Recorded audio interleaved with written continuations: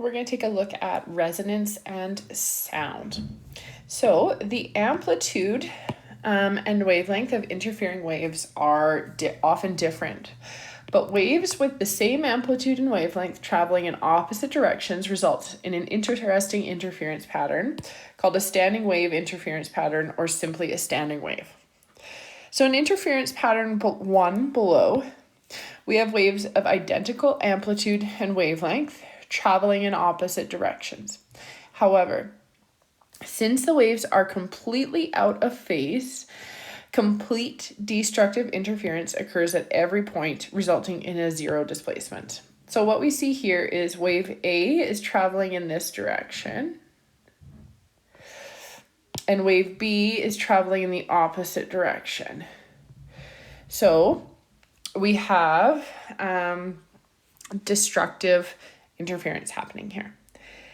Then in interference path 2 here, the waves are in phase, meaning that crest to crest or trough to trough. So wave A here, oopsie, I meant to have my little highlighter. Wave A is traveling this direction, and wave B is traveling this direction. These are in phase, resulting in complete constructive interference. So standing or stationary wave patterns can be observed on a stretched string or wire that is fixed at both ends, so like on a guitar or a musical instrument of any sort. The frequencies at which standing waves can exist in a string of given length are the natural or resonant frequencies of that string. So when energy is added to the string, the initial wave goes down the string and reflects from the fixed end. The reflected wave then interferes with the current wave or the incident wave. If the waves are at the fundamental frequency, or if they have one of a number of overtone frequencies, a stationary wave results. So what this means is that it has to have the perfect wavelength so that it reflects perfectly off of this end, and that it'll reflect perfectly off of this end. Okay, so it fits within the length of the cord or string itself, sorry. There's some videos of this online if you want to check that out. N represents a node, and L is like the top of a wavelength. And remember, this wave would go up and then down, and then up and then down. So L happens at both a crest and a trough. Okay, and these are both fixed ends, so it reflects off of each end. The fundamental frequency is called the first harmonic. So the first harmonic means that a wave doesn't even get to repeat itself entirely over the course of a string.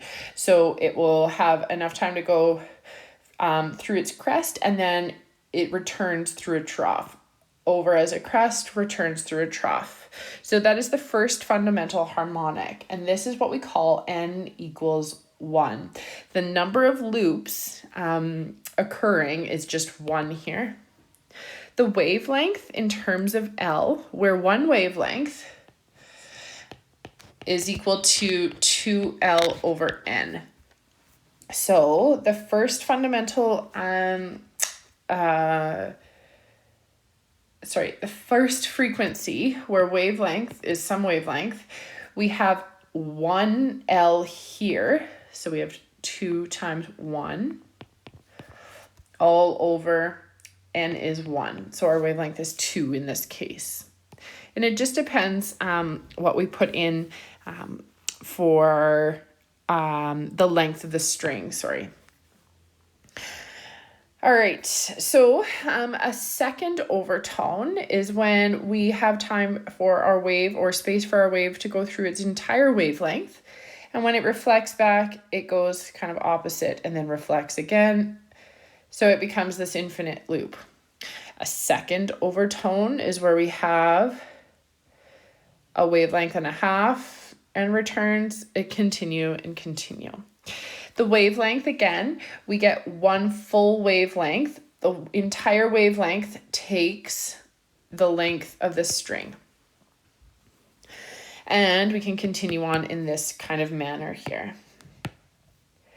For a standing wave pattern to exist, the number of wavelengths on the string depends on the length L of the string. So the first harmonic N equals 1 has half of a wavelength on the string. The second harmonic, again, like we said, has 1 wavelength on the string. So we get this equation, here. So what is the wavelength of the fourth harmonic on a 2.4 meter string? So this is L equals 2.4 meters and N equals 4. So we'll use wavelength for the fourth harmonic is equal to 2L over N, which is 2 times 2.4 meters, all over N equals 4. So we get 1.2 meters for the wavelength. A third harmonic standing wave appears on a 1.8 meter string when the frequency is 3.2 hertz. What is the speed of the wave on the string? So with the third harmonic, that's N equals 3. A standing wave appears on a string of length 1.80 meters. With that information, we can find the wavelength of the wave. So wavelength for the third harmonic is equal to 2L over N. So 2 times 1.80 meters divided by 3, and we get 1.20 meter wavelength. From there, we can use our wave formula here. So V is equal to wavelength times frequency. We have frequency. So speed is equal to our wavelength, 1.20 meters, times 32 hertz.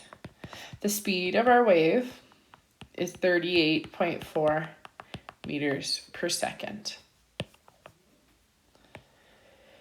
So every object has a natural or resonant frequency in which it'll vibrate. To keep a child moving on a swing, we have no choice but to push the swing at its natural frequency. You can't push the swing at any interval. It's a repeated interval to maintain that frequency. It will not vibrate or swing at any other frequency. So consider this apparatus below. It kind of looks like a bit of a swing where A and C have the same length and B and D have the same length. So pendulums A and C have the same length and therefore the same natural frequency of vibration. When A is set in motion, C will also begin to swing at the same time with A. B and D may move a small amount, but they do not continue to move, nor do they vibrate nearly as much or swing as much. So if B is set in motion only, pendulum D will start to swing, but A and C will stay constant. So an explanation of this behavior involves a phenomenon called resonance. A and C are in resonance because they both have the same natural frequency. The energy from A is transferred along the string to support B and C and D, but only the only pendulum that can respond is the one with the same frequency of vibration as the energy from A. All right, if an air column is closed at one end and open at the other, it is referred to as a closed air column. When a vibrating tuning fork is held over the open end of such a column and the length of the column is changed, it is found that the loudness increases sharply at very specific lengths. The increased loudness is due to resonance at that length. Like transverse waves on a string, longitudinal sound waves can also form standing or resonant waves. Okay, so a tuning fork is like something they would use to tune a piano. When you strike it, it has a specific pitch. And you can see in the second examples here, like 512 hertz.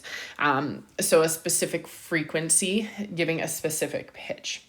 All right, these are closed air columns in our first example here, okay?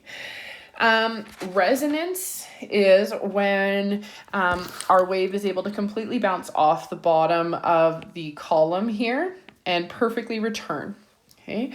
So when our waves enter, we'll assume it enters at kind of like that crest, if you will, and to have it bounce back perfectly, it needs to be a quarter of a wavelength. Now it's a quarter of a wavelength because if I were to draw this, it would continue here. So this would represent half, and these are our quarters. Right there. So our entire wavelength here is 1/4 of a wavelength. All right, if we introduce another node, and remember a node is where it kind of reflects, if you will, or joins together. We always have to have an antinode at the top here. So it's starting kind of in its open position, if you will, there. We can add another one. And what we get is that if we continued our wavelength here, this is half of our wavelength, and this is 1/4. So I'm 1/4 short of a whole wavelength. We are 3/4 of a wavelength. And we continue on. If we add another node, so we had 2 here. If we add 3 nodes now, we will get a full wavelength to here and another 1/4, so 5 1/4 wavelengths. All right, for an open air column, resonance first occurs when the column is half a wavelength in length. Okay, so we go from really kind of an antinode here to a node to an antinode again. So if we were to draw the entire wavelength, we're halfway, and then we go back to here. So sorry, that was a bad drawing there. But there's our quarters, and we are half a wavelength long. If we add another node, we're going to get an entire wavelength here. If we add yet another node, there's 1 full wavelength and a half. So 3 over 2 wavelengths. So the equations that relate the resonant length, so the length of our column, with the wavelength that creates the fundamental, the second harmonic, and the third harmonic, are these. Again, a first harmonic would be 1 node. So this is our fundamental. This is our second harmonic. And this would be our third harmonic because we're just adding 1 node each time. So plus 1 node and plus another node. So for our closed air column, the length was 2n minus 1 lambda over 4, where n was 1, 2, and 3. And these are like our fundamental, our second harmonic, third harmonic, etc. So for instance, if we were to take a look, let's say our second harmonic from above. So L equals 2 times 2 minus 1. And we're not sure what lambda was, but whatever it is, all over 4. So that would be 2 times 2 is 4, take away 1 is 3 lambda over 4. And if we just scroll back up quickly, our second harmonic here, because this was our fundamental, oopsie, and this was our second harmonic, was 3 over 4 lambda. So that makes sense. Now, if we either know the length of the column or lambda itself, we would actually be able to solve for one or the other. All right. Let's try this with our open air column, which we just looked at here. And let's again do that for our second harmonic. So L equals 2 lambda over 2, which is just lambda, which we see here for our second harmonic. All right. The first resonant length of a closed air column occurs when the length is 18 centimeters. What is the wavelength of the sound? And if the frequency is 512 hertz, what is the speed in air? So the first resonant length means n equals 1. So we're looking at our fundamental frequency here. And we have the length of the column is 18 centimeters. So let's use n to find, n and L to find the wavelength of our sound. Okay, so we'll use our closed air column formula. So L is equal to 2n minus 1 lambda all over 4. So subbing in what we know for, we have to rearrange our equation. Let's rearrange for lambda. So lambda equals 4L over 2N minus 1. Okay, so lambda equals 4 times, now we should put this into meters, 0.18 meters, all over 2 times 1, because this is our first resonant length, minus 1. So subbing that into our calculator, I get 0.72 meters for our wavelength. For B, we'll use our formula. V is equal to lambda times the frequency, and we have lambda 0.72 meters times the frequency, so 512 hertz. And we get the speed of our sound in this closed air column is 369 meters per second. An organ pipe, 3.6 meters long, open at both ends, produces a note at the fundamental frequency, so that's F naught. What is the wavelength of the note produced? So we have, again, L, which is 3.6 meters. So we're going to use the formula for an open air column, which is the length is equal to N lambda over 2. And the fundamental frequency occurs when N is equal to 1. Solving for lambda in our formula, lambda is equal to 2L over N. So lambda is equal to 2 times 3.6 meters all over 1, and we get 7.2 meters for our wavelength. For B, we'll again use V is equal to lambda times F, and we are now solving for the frequency. So V divided by lambda. 346 meters per second divided by 7.2 meters, we get a frequency of 48 hertz. And because this is our fundamental frequency, we could add that we know that that is F naught. So in musical instruments, the same note played on a clarinet does not actually sound the same as a note played on a saxophone. This is due to the presence of overtones being superimposed on the fundamental note.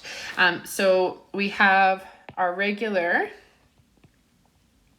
wavelength, and what they're saying is that of course we would have typically expected that same wavelength in all cases here. Whew, this one's a little bit tougher to see. But because there are other waves interfering and causing these kind of wavers, note that they are constant though, like especially in this one you can see that we see pretty much the same wavelength. It just looks a little bit abnormal. Take a look at these videos to see resonance, especially the Tacoma Narrows Bridge. This is why engineers wear iron rings. They wear them on their writing hand to remind them to check their work, especially after something as catastrophic as an engineering failure like this Tacoma Narrows Bridge failure.